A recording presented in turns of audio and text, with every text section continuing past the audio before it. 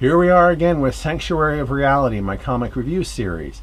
Today we look at Church and State Chapter 9 in Cerebus issue 60, the first story of which is titled Sophia.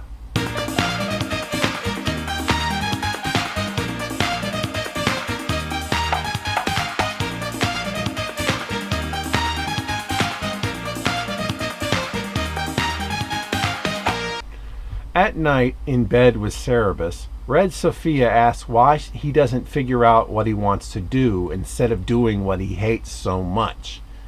It's an entirely one-sided conversation in which Sophia repeats, verbatim, the exchanges she and Cerebus always have over their miserable life, including all the methods in which they could possibly escape Weishaupt's control. What will be Cerebus's reaction?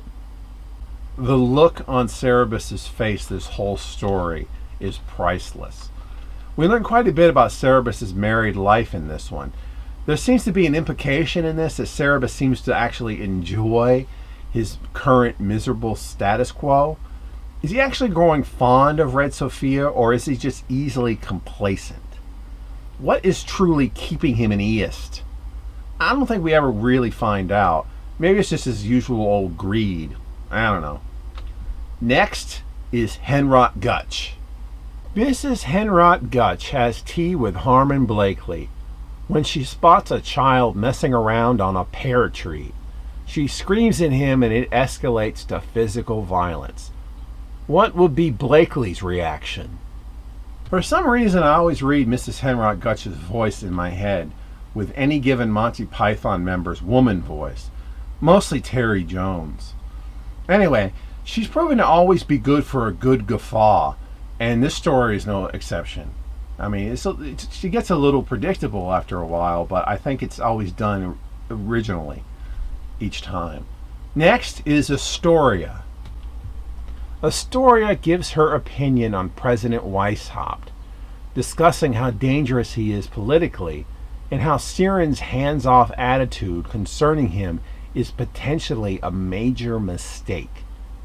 Whom exactly is she telling all this to, and what will be their reaction? Hey, it's two characters we haven't seen since High Society. And they'll be back in a few issues. I've been anxiously awaiting to hear from Astoria, and as such, this is a good tale to gain a greater insight into another view on Weishaupt, one probably closer to the reality of the situation, but obviously not 100% true. Next is Elf. The Regency Elf attempts to tell Cerebus a joke involving a man getting a suit at a tailor. She repeatedly screws up and restarts.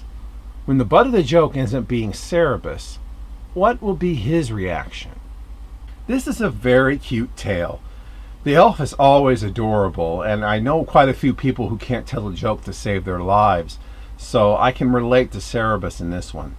Elf doesn't appear again for a little while, so this is a nice note to go out on for the time being. Next is Teresa. Teresa explains in great detail what she's been up to since the fall of Cerebus's first administration, seeking refuge in the Lower Felda embassy with the deputy liaison officer. Who is she telling this to, and what will be their reaction? Did you notice I never mentioned Teresa during her High Society appearances? That's because she did nothing in them, aside from sit around and think about Dirty Drew. She had a bit of potential when she first appeared back in issues 23 and 24, but all of that has really just been lost. Here, she's just Astoria's mini-me. I mean, I get the reason she's here in this issue, and the reason that she's being brought back. She's being set up as Weishaupt's own Astoria, somebody who can provide that kind of insight into her mind. But ultimately, it's a subplot that actually goes nowhere. I didn't really care where she's been, so this story falls flat with me.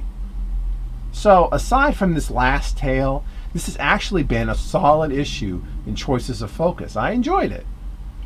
Next time, the conclusion of the trilogy of anthologies.